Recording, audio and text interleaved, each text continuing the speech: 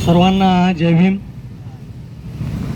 मित्रो, न्यायमूर्ती अनंत बदर यांच्या अध्यक्षतेखाली महाराष्ट्र सरकारने अनुसूचित जातीमध्ये वर्गीकरण करण्यासाठी एक समिती नेमली आणि या समितीने आपला अहवाल महाराष्ट्र शासनाला नुकताच सादर केला.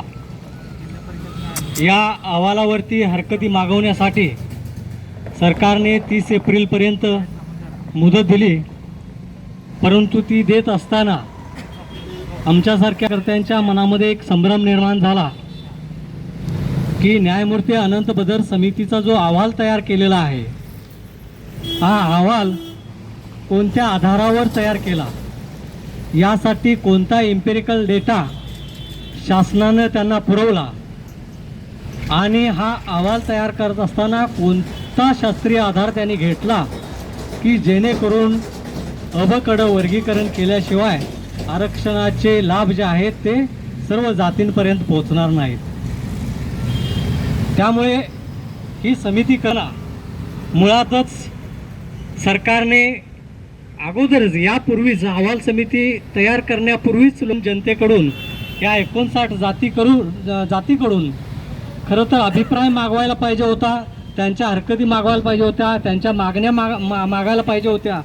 परंतु तसं न करता डायरेक्ट अहवाल सादर करणं आणि जो अहवाल अजून लोकांपर्यंत पोचलेला नाही, जो अहवाल सार्वजनिक केला नाही, त्याच्यावरती हरकती मागवणं म्हणजे हे महाराष्ट्र शासनाचं हास्यास्पद काम आहे. त्यामुळे बहुजन ऐक्य चळवळीच्या वतीने महाराष्ट्र शासनाचा मी जाहीर निषेध या निमित्तानं करतो आहे.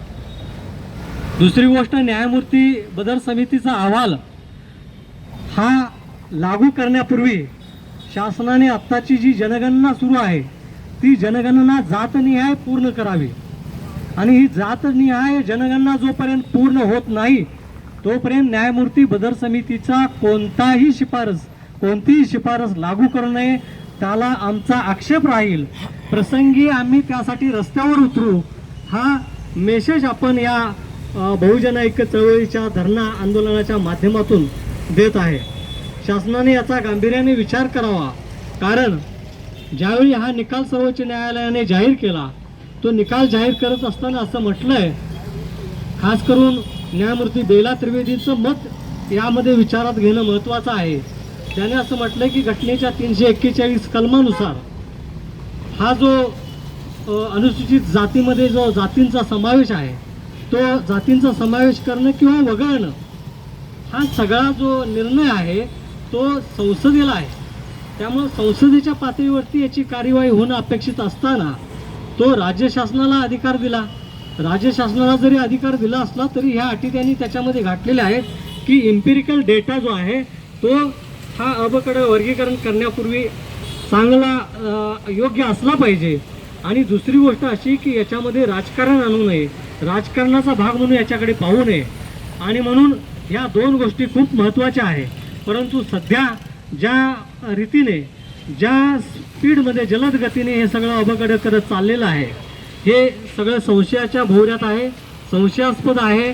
महाराष्ट्र शासनाचा याच्यामध्ये हात आहे का हे त्यांनी जाहीर करावं आणि हा न्यायमूर्ती बदर समितीचा अहवाल पहिल्यांदा जाहीर करावा आणि त्यानंतर आम्ही ठरवू की हा योग्य आहे किंवा अयोग्य आहे.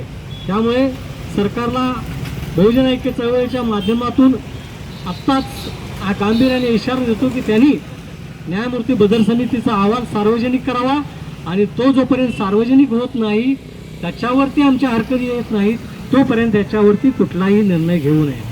जय भीम, धन्यवाद.